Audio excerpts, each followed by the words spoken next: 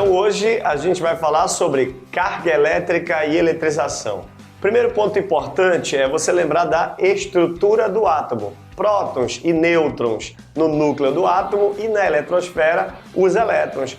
Os sinais muito importantes, próton com carga positiva, o nêutron carga nula e os elétrons carga negativa. Olha só uma outra coisa interessante que a gente tem que saber, carga elementar. A menor carga elétrica possível é a carga elementar. A gente representa pela letra E e ela é a carga do próton ou do elétron. Essa carga elementar ela vale 1,6 vezes 10 elevado a menos 19 Coulomb. Importante a gente entender que só existem cargas elétricas múltiplas da carga elétrica elementar. Vamos fazer aqui uma analogia com a nossa moeda, o real. Nós temos a menor moeda, 5 centavos. Uma pessoa só pode ter no seu bolso múltiplos de 5 centavos. 5 centavos, 10, 15, 20 e por aí vai. A carga elétrica é a mesma coisa. Só pode ser admitida a carga elétrica se ela for um valor múltiplo do mínimo possível, que é 1,6 vezes 10 elevado a menos 19. Olha esses dois exemplos aqui que eu coloquei para você.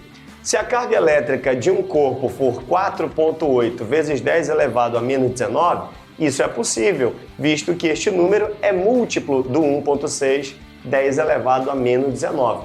Mas uma carga elétrica, por exemplo, de 2 vezes 10 elevado a menos 19, essa não é uma carga elétrica possível, afinal, este número não é múltiplo do menor valor possível de carga elétrica, que é a carga elementar. Muito bem, uma outra coisa também interessante é quantidade de carga elétrica adquirida por um corpo. Para que você possa determinar a quantidade de carga elétrica que um corpo adquire, você tem que usar a expressão Q igual a N vezes E.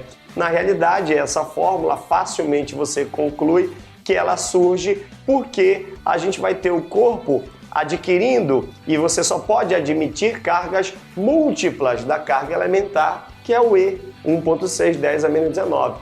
Então esse corpo pode ter 1 elétron em excesso, 2 elétrons em excesso, 1000 elétrons em excesso ou 1 milhão de elétrons em excesso.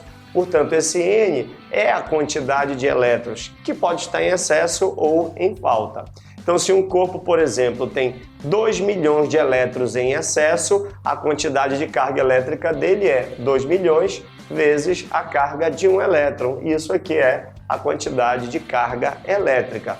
Lembrando que se o corpo tiver com elétrons em falta, o sinal da sua carga vai ser positivo. O N continua sendo o número de elétrons, só que agora o número de elétrons em falta, ok? Muito bem. Uma outra coisa muito importante é a eletrização, os processos de eletrização.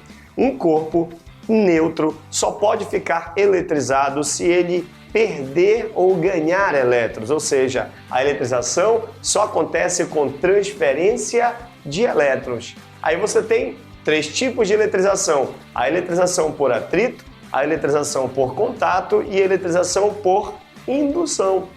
Importante a gente lembrar que na eletrização por atrito, quando você esfrega 2 corpos de materiais diferentes, um nêutron em outro, você vai ter corpos adquirindo cargas de sinais opostos. Você pode fazer isso com um lenço de papel e um canudinho, por exemplo.